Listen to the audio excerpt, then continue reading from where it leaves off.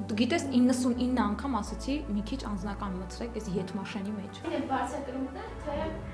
հարմարվետ ոչիններ։ Հիմնականում բարձրակրում։ Հանդիպումներ առավոտյան, թե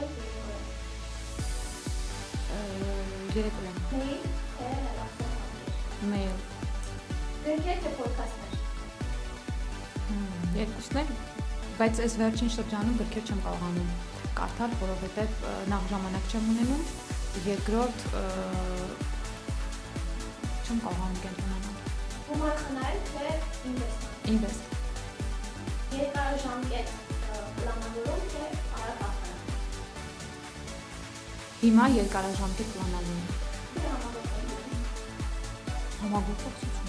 Սովորեցնել, թե սովորել։ Սովորել։ Հիմնականում թե հետողանում։